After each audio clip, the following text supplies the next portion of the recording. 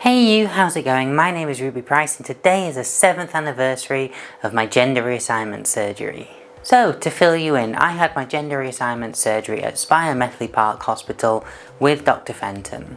I followed the NHS gender care pathway, a system in need of much reform and investment, and I had a vulvoplasty and penectomy in order to produce what is termed as a fully functioning neovulva. Or as I simply like to refer to it, a vagina.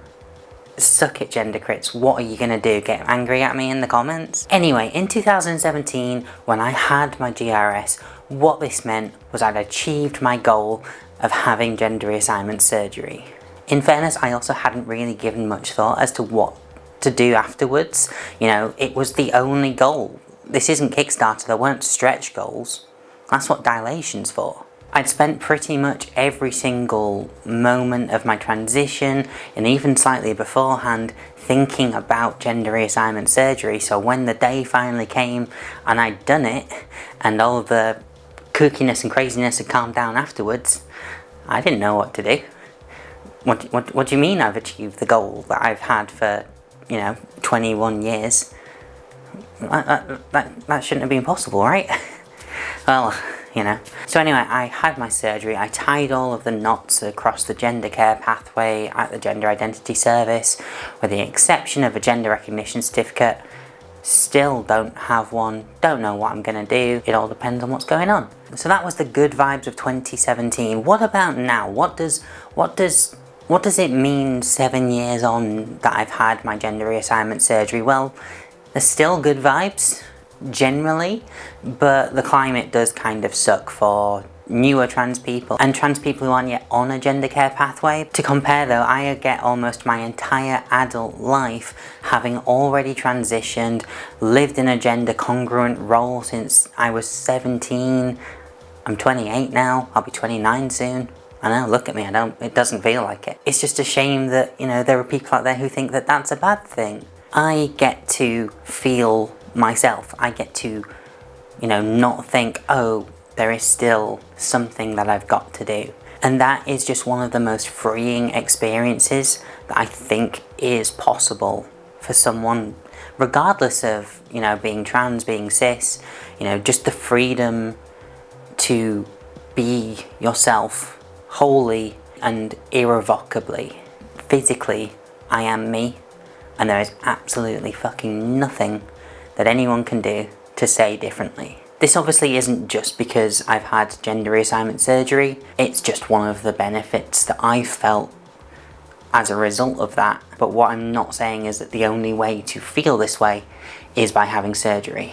On a slightly related note, another thing that having had my gender reassignment surgery so long ago, but early enough in my life, is that it will soon reach a point where I will have had a vagina longer than I didn't.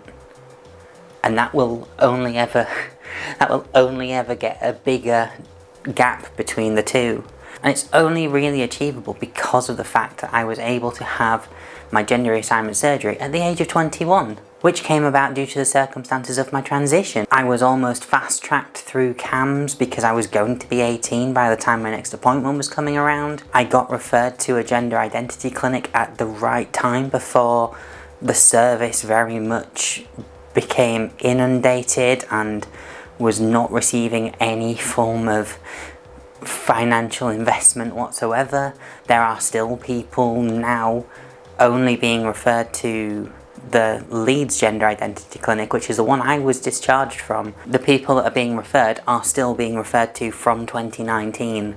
The fact that I've had my surgery at 21 without going private simply isn't as possible these days now because of exponential waiting times and limits and restrictions being placed on trans healthcare. Having my gender reassignment surgery also helped me out in so many other areas, and one of the ones I mentioned, I was able to feel like myself. It also meant that, all of a sudden I felt much more comfortable in a dating scene. I felt much more comfortable thinking about the possibility of people actually understanding that people could like me, because all of a sudden I could like me. Prior to having surgery, the last thing that I could ever understand was that anyone found any sense of desire, attraction, anything like that towards me. Whereas now, the fact that I can see myself in a way that I don't feel disgusting makes so much more sense. And even retrospectively, I can look back and say, oh yes, I was, attractive, I was, I can see it. But at the time, there was absolutely no way that thought process was in my head. I couldn't get my head wrapped around it.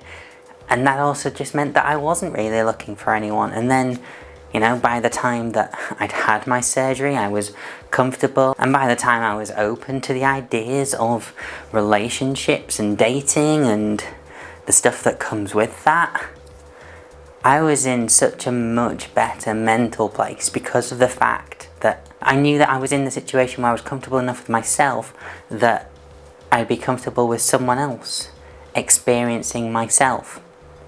Didn't really know what I was doing, but that's a story for another video. So, how am I celebrating my Vaginiversary this year? I am playing board games, I'm making a focaccia for my friends that are coming round, and yeah, it's gonna be fun. How are you celebrating? Are you destroying the gender binary overlords that have come around and said, no, there is only two genders? So that's how I'm celebrating my 7th Vaginiversary. And this is the point of a YouTube video where everyone stops watching. But if you did like this video, please do all that generic YouTube stuff, like, share, comment, subscribe, etc, etc. I have a Patreon, links in the description if you want to support my channel further. I do have plans. I don't know how well they're going to go, but it's not just going to be one video a year, hopefully. Yeah, and there's links in the description to anything else that you might need off the back of this video. And with all of that said, I've been Ruby Price, and I shall see you next time. Adios. Bye. It's fucking warm. This video was brought to you by Patreon.